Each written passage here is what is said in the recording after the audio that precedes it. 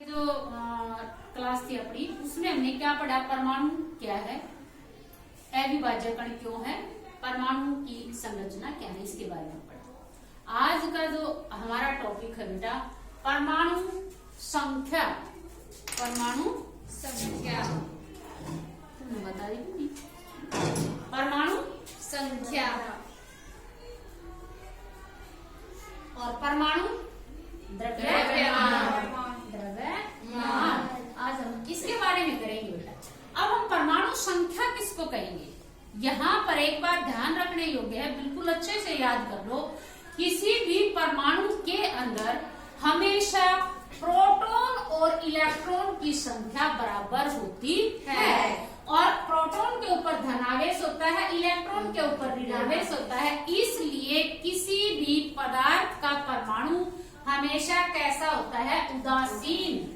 कैसा होता है बेटा, उदासीन। ये चीज क्लियर होगी।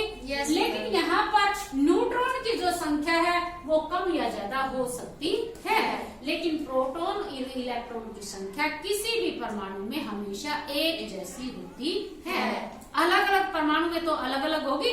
जैसे कार्बन का परमाणु है उसमें 6 इलेक्ट्रॉन है, ऑक्सीजन का परमाणु है उसमें 8 इलेक्ट्रॉन है। अभी समझ में, अलग अलग परमाणु में तो अलग अलग होगी। लेकिन कार्बन का जैसे परमाणु है तो कार्बन के परमाणु में प्रोटॉन 6, इलेक्ट्रॉन 6 और न्यूट्रॉन भी 6। आगे समझ में ये चीजें। अब यहाँ पर जब हम किसी भी परमाणु को लिखते हैं बेटा तो उसका जब सूत्र लिखते हैं तो हम इस तरीके से लिखते हैं। जैसे कार्बन का हमने ले लिया, यहाँ पे कार्बन का परमाणु क्रमांक हम नीचे लिखेंगे 6 और परमाणु द्रव्यमान हम ऊपर लिखेंगे 12।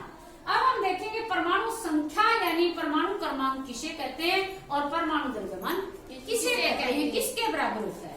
सबसे पहले आते हैं परमाणु संख्या। किसी भी परमाणु की परमाणु संख्या उसमें उपस्थित प्रोटॉन या इलेक्ट्रॉन की संख्या के बराबर होती है।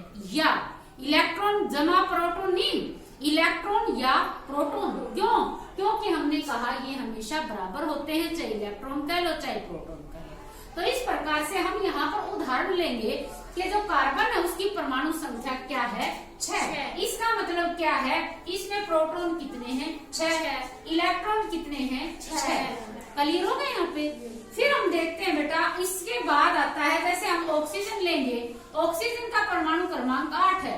इसका मतलब क्या है, इसमें प्रोटॉन कितने हैं, 8। इसमें इलेक्ट्रॉन कितने हैं, 8। क्लियर।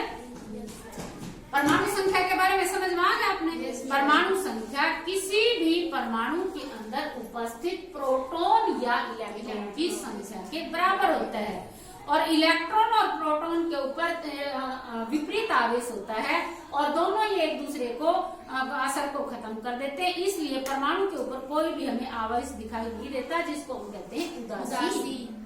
अगली बात आती है हमारी द्रव्यमान। ये द्रव्यमान क्या चीज है, संख्या तो होगी बराबर में, प्रोटॉन बराबर है इलेक्ट्रॉन। अब हम बात करेंगे बेटा द्रव्यमान की। अब हम किसकी बात करेंगे, द्रव्यमान की।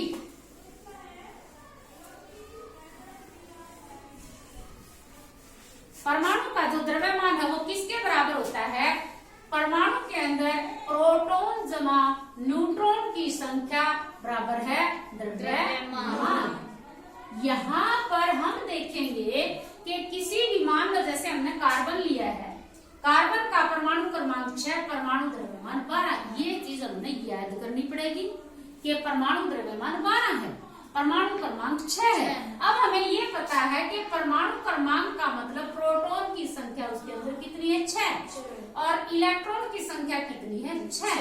अब जब हमने द्रव्यमान निकालना है तो द्रव्यमान का सूत्र होता है बेटा, द्रव्यमान का सूत्र, द्रव्यमान सूत्र क्या होगा, प्रोटॉन जमा में न्यूट्रॉन, प्रोटॉन जमा में न्यूट्रॉन।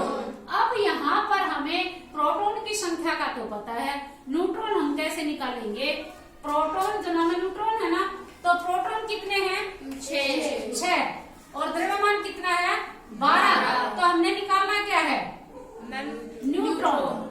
न्यूट्रॉन को हम इधर रखेंगे और इसको इधर लेके जाएंगे। बराबर के निशान से जब हम इधर लेके आते हैं किसी दो इधर प्लस की है तो इधर किसकी हो जाएगी, माइनस की। और इधर क्या रहेगा, न्यूट्रॉन। अब हम देखेंगे 12 में से, जैसे इसको उल्टा लिख दिया हमने, 12 माइनस 6, ठीक है, तो इसमें क्या बच जाएगा हमारा 6। इसका मतलब न्यूट्रॉन कितने हैं इसके अंदर, 6। तो यहाँ से हमें पता चल गया कि इस कार्बन के परमाणु के अंदर प्रोटॉन तो 6 थे क्योंकि संख्या 6 है, इलेक्ट्रॉन भी 6 थे। इस सूत्र के द्वारा हमने निकाल लिया न्यूट्रॉन भी कितने हैं इसके अंदर, 6। तो इस प्रकार से हम किसी भी परमाणु के अंदर इलेक्ट्रॉन, प्रोटॉन और न्यूट्रॉन की संख्या, उसका परमाणु संख्या, उसका परमाणु द्रव्यमान, ये चीजें हम निकाल सकते हैं। क्लियर होगा बेटा ये चीज।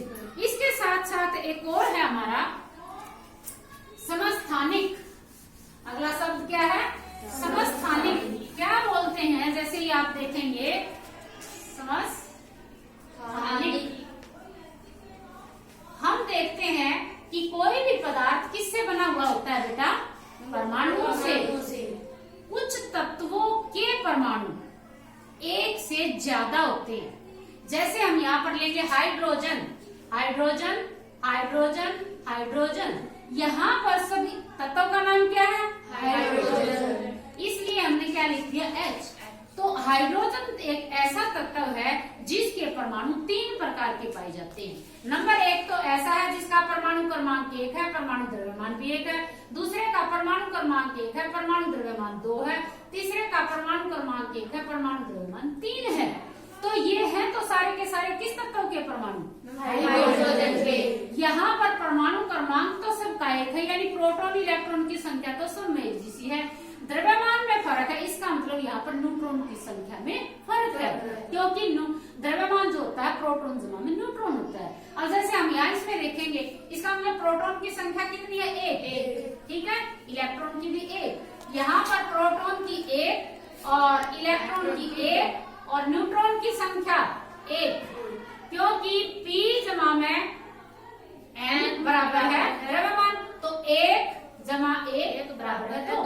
और यहाँ पर क्या हो जाएगा, प्रोटॉन 1 और न्यूट्रॉन 2, तो द्रव्यमान P जमा में N बराबर है 3।